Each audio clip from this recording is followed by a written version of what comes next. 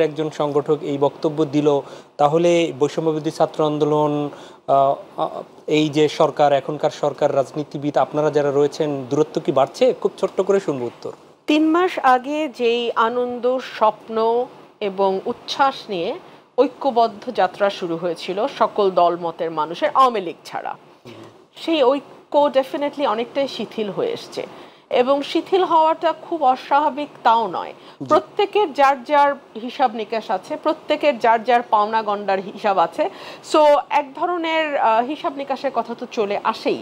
আমরা দেখতে পাচ্ছি, যেটা আমার ভাই বললেন, যে ঢাকা বিশ্ববিদ্যালয়কে অনেক বেশি প্রায়োরিটি দেওয়া হয়েছে, অথচ আমরা দেখেছি যে শহীদের সংখ্যা, আহত সংখ্যা, নিহতের সংখ্যা, চোখে আঘাত পেয়ে অন্ধ হওয়ার সংখ্যা ঢাকা বিশ্ববিদ্যালয়ের চেয়ে অনেক বেশি অন্য অনেক বিশ্ববিদ্যালয় আছে।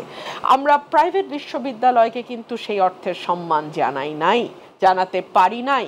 কিন্তু প্রাইভেট বিশ্ববিদ্যালয় যদি সেই দিন পথে নেমে না আসতো, ব্র্যাক নর্থ সাউথ, তাহলে আন্দোলন এই জায়গায় এসে দাঁড়াতো কিনা এই প্রশ্ন অনেকেই তুলতে পারেন। দেখুন, একটা সোসাইটির আপার মিডল ক্লাস যখন সকল ভয় তুচ্ছ করে প্রাণ বিসর্জনের বাজি নিয়ে পথে নামে, তখন কিন্তু তারাই বয়ান তৈরি করে। ফরচুনেটলি আনফরচুনেটলি বয়ান তারা তৈরি করে। সো সেই আপার মিডল ক্লাস যখন নামলো এবং তারা যখন আন্দোলনের সঙ্গে একাত্মতা প্রকাশ করলে শরিক হলো, তখনই আন্দোলনের চেহারা পাল্টে গেছে। কিন্তু তাদেরকে কিন্তু আমরা পরবর্তীতে সেভাবে স্বীকৃতি দিতে দেখি নাই।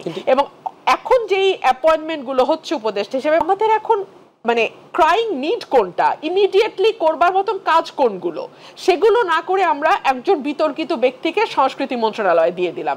বিতর্কিত বলছি, তার অনেক কারণ আছে। হ্যাঁ, দুই একটা ফেসবুক স্ট্যাটাসে তিনি আন্দোলনের সমর্থন দিয়েছেন, ফ্যাসিবাদের বিরুদ্ধে কথা বলেছেন, কিন্তু তার দ্বিগুণ স্ট্যাটাস তিনি ফ্যাসিবাদের পক্ষে দিয়েছেন। এবং তার নিজের স্ত্রী, একমাত্র স্ত্রী, তিনি বেগম ফজিলাতুন্নেসা মুজিবের চরিত্রে অভিনয় করেছেন। এবং কারা আসলে সেই সময় কাস্টেড হয়েছে, কোন চরিত্রের জন্য, কিসের বিনিময়ে, এসব তো আমরা জানি, এগুলো নিয়ে তো আলাপ হয়েছে বহু। সো তাকে এখন আনাটাকে সত্যি খুব প্রয়োজন ছিল। কিংবা আরেকজন ভদ্রলোক যিনি আমাদের বাণিজ্য উপদেষ্টা হলেন, তাকে নিয়েও নানান রকম কথা আছে।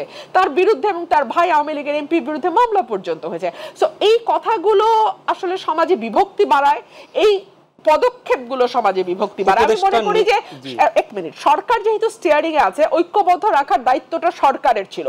সরকার তার দায়িত্ব ঠিকমতো পালন করতে পারছে না বলেই এখন হাসনাত বা সার্জিসের মতন যারা অগ্রভাগের ছিল আন্দোলনের, তারা মনে করছে যে আসলে আমরা এখানে নোবডি, আমাদের আসলে কোনো স্টেকার থাকছে না এবং আমাকেই হয়তোবা ফাঁসির কাষ্ঠে ঝুলতে পারে। ফাঁসির কথাটা আসছে কেন?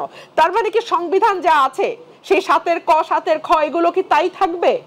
মানে এই প্রশ্নগুলো তো আসে। তাহলে কি আবার আমরা মনে করছি যে শেখ হাসিনা ফিরে আসবে এবং এই আন্দোলনে যারা যুক্ত, অভ্যুত্থানে যারা যুক্ত, সেটা পলিটিক্যাল পার্টিও যুক্ত, একইভাবে যুক্ত, তো তাদের, আমাদের সকলের ফাঁসি হয়ে যাবে? হাসনাত বা সার্জিসের ফাঁসি হলে তো আমি বা রাশেদ বাঁচবো না, আমাদেরও ফাঁসি হবে।